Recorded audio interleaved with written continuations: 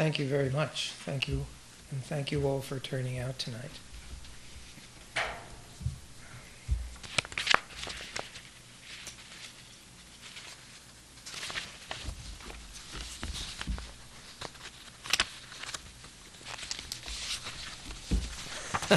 An auspicious beginning.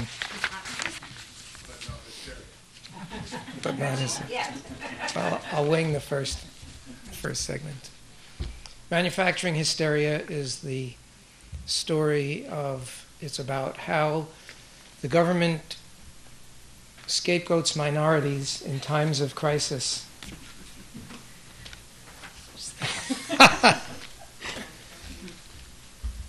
And uses the hysteria that's generated by that scapegoating to clamp down on civil liberties, surveil citizens, and suppress dissent. The pattern we'll see repeated over and over again from the First World War forward.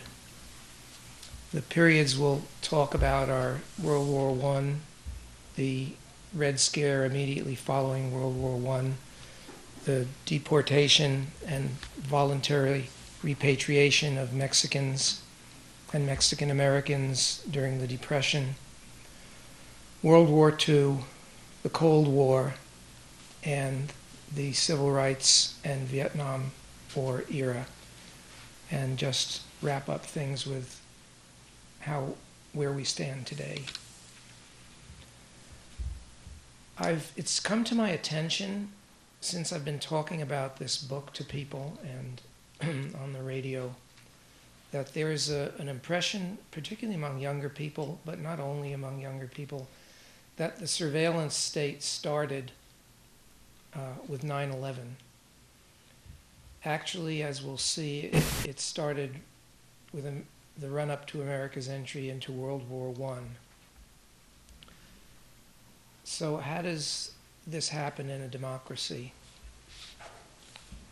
The story starts in the months leading up to the United States involvement in the First World War.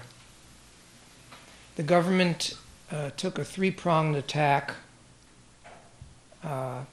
to isolate first Germans and German Americans, and after that a number of other groups that I'll mention in a moment. And the three prongs of that attack were propaganda, surveillance, and legislation. Propaganda was carried out, initiated by a government agency that Woodrow Wilson established for this expressed purpose, called the Committee on Public Information. It was nothing but a propaganda agency aimed at creating hysteria and fear of Germany and everything German, which included German Americans. At the time, German Americans were the largest ethnic minority in this country.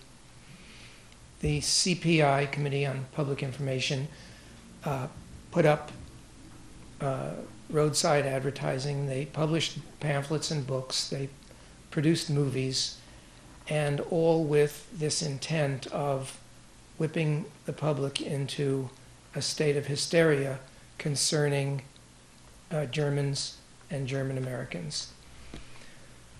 The press was complicit in this process, and the New York Herald published a list of every German alien living in New York City at the time, complete with addresses. And so you can see at the bottom here, it says, showing them up, see the Herald's enemy alien list, and the caricatures of Germans marching through the streets with beer kegs and banker. This is obviously a banker with a top hat.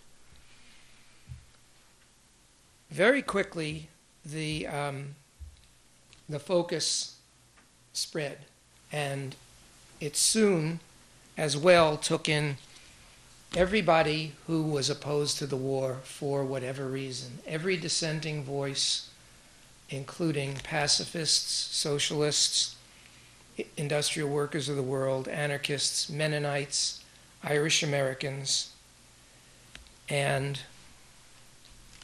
the next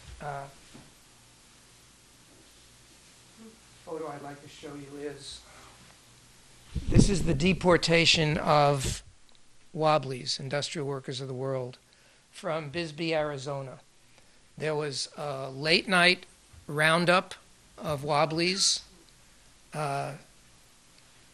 Thousands were marched through the town to a railroad depot, put on in cattle cars, and ferried out to the desert and dropped off to fend for themselves.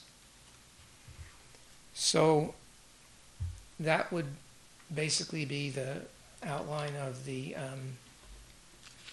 propaganda part of it. The legislation included a number of laws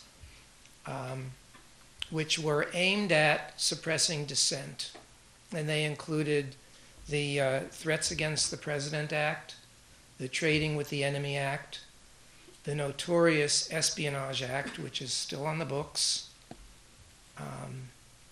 The Espionage Act of 1917